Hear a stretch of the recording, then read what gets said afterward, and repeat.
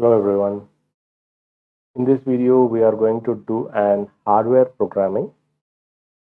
So this is not an software programming. We will also do an software, but along with that, we are going to interface an hardware to it, and we are going to see how your results are going to be. So we are going to use in terms of 8051 microcontroller with Keil 51. So we are going to connect LEDs to these ports, to the input ports, and we can try to access how it is getting the inputs from your 8051 microcontroller. So in that program 1, which is given to me, is going to be, so write an 8051 assembly language program to enable port 1 pin 0 to turn on an LED connected to it, enable port 1.1 to turn on LEDs connected to it, then turn it off one by one, right? It means, so first I have to enable port 1.0, and after that, next step, I have to enable port 1.1, right? This is what the given statement to me. And after doing both the things, turn off, or you just disable the ports, which is going to be port 1.0 and 1.1. This is what the thing which is given to me. So I will just try to simulate it, and I will try to understand it. So we have already seen, while you are seeing in terms of your hardware architecture, so port 1 is going to be your pin 13, and port 1 and pin 1 is going to be pin 14, right? So just check with your previous video. So we have given a table for how to access these ports, right? So we can directly move into programming. So we are going to make an origin. So your program has to start from here. So while starting any program, all the ports will be getting the inputs of FCF. It's default. Right? Whatever port 1, port 2, all those things, it is going to get the input of FCF, right? So initially you have to make it to 0. Then only your LED will not glow. So if you are going to start a program, if you are going to connect an LED to any port, it will start glowing without the program execution itself, because whatever port we are going to have, if we are going to switch on a program, or if you are going to start a program, all the ports will be getting the value of FCF, which means, so if you are going to take port 1, so if I am going to connect 8 LEDs to that one, all the 8 LEDs will glow, because default it is going to get the value of FCF, right? So I should move the value of 0, 0 to all the ports, so that all the 8 LEDs will be stopped glowing. After that one, set byte, which is going to be P1.0, it is going to enable exactly port 1 0th pin, right? That is what I want. And after that one, set byte port 1 and pin 1, right? Next I have to enable that one, and after that I have to clear one by one. 1. So after that clear 1.0, after that clear 1 minus. So this is what the thing which I have to do in terms of programming. In terms of doing simulation, we will see first how it is being done. So we can able to use this one. It is going to be P1.1. So I can able to see, I can able to translate, build, rebuild. And after that one, I can able to click on debug button. So if I want to see my outputs, I have to enable my port peripherals. I can able to move to input output ports. In that port 1, I need it, right? So I'm going to take port 1. So if I'm going to run one by one in terms of steps, I can click on this one. So see here, why before running this program, everything is enabled, right? In default, all the ports will be enabled. After the moving the value of 00H, all the ports, all the pins in terms of port 1 is getting 0, right? And after that one, if it is going to be set by P1.0, 1.0 is getting selected. And after that one, set by 1.1, 1.1 is getting selected. After that, clear 1.0, 1.0 is cleared. After that, clear 1.1, 1.1 is cleared. If in terms of hardware, if I'm going to connect an LED to that one, corresponding pin should glow. That is what my necessity is, right? So this is with simulation. So if I want to go in terms of hardware, come out of debug mode. So go to this target option. So here all the things is exactly same as like I have given the introduction video of 8051 device.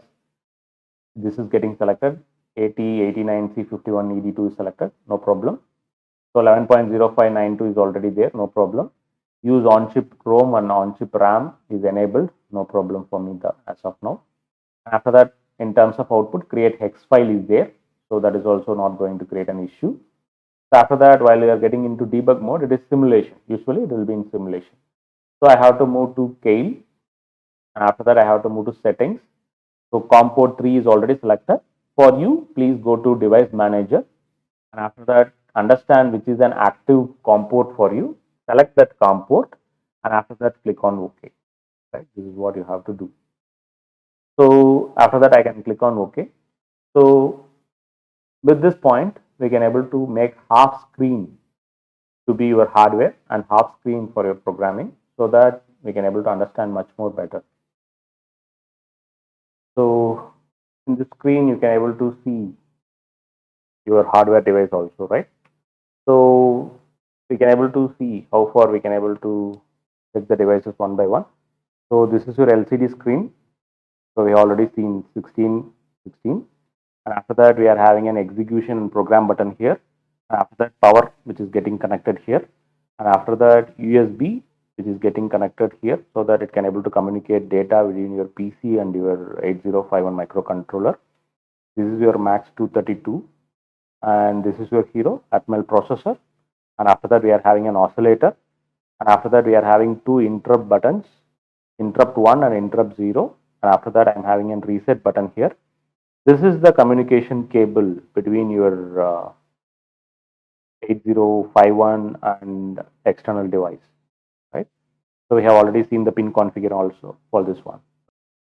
While moving into exact pin configurations, in my question, so I should be enabling my port 1.0 and port 1.1, right? So if I have to identify my pins here, port 13 is here, which is going to be port 1.0, and pin 14 is here, which is going to be port 1.1. This is what I have to enable, right? So if you want to see it in terms of diagrams here, so this is going to start from here, right? 1, 2, 3, 4 like this. So it is going to be 13, 1, 2, 3, 4, 5, 6, 7, 8, 9, 10, 11, 12, 13, 14. So this is my port P1.0, and after that here it is going to be port 1.1. So I have to connect my one LED to port 1.0 and another LED to port 1.1. Right? 1, 2, 3, 4, 5, 6, 7, 8, 9, 10, 11, 12, 13. It is for port 1.0, and 14. This is for port 1.1. Right? So correspondingly, I have made connections from my through my wires to my breadboard, and I have connected two LEDs here. Right? So why it is on now? Because in default, before anything is coming inside, all the ports will be having the value of FF. Right? So FF, both the LEDs has to be on. Right? So if you are going to see here, so I can able to see it is going to start from here, the 13th pin. So I have connected to my red LED, and 14th pin I am connecting to my blue LED. So these two are the LEDs which is getting connected. So my question which is given to me is this. So I have to turn on my P1.0, which is my red LED, and after that 1.1, which is going to be my blue LED. And after that, I have to turn it off one by one. Initially, it is glowing. First, I have to switch it off. That's why I have given the program in terms of 00H, right? After that one, set byte. After that one, 1.1. After that, clear both the things, right? So I can move to programming now. So in this case, I can check with my target. So all the things are same. So I can use my Keil. After that one, I can click on debug option. So while debugging, so it is going to take some time here. So be a little slow. So I can execute it one by one, step by step. So if the first step is getting executed, both the LEDs should turn off, right? I am giving the value of 00 to all the port pins of port 1, right? So just clicking on it, both the LEDs are off now, right? So next step, my port 1.0 should be enabled, right? So if I'm going to click on next step, port 1.0, I'm going to connect it with my LED, red LED. So this is glowing, right? So after that one, my blue LED should glow. Yes, my blue LED is glowing. And after that, I have to clear my port 1.0. So red LED is turned off. So after that one, I am clearing my port 1.0. My blue LED is turned off. So with this, I can able to understand. I can communicate with my real-time world with 8051, right?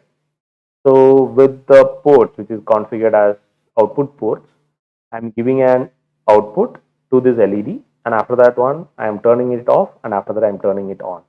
Right? Like the same, I can able to connect to n number of LEDs, and all the concepts which are going to do it hereafter is going to be looking similar to this one. Right? So with this basic understanding, we can able to move to the next forthcoming programs in next video. Right? Thank you for your patient listening.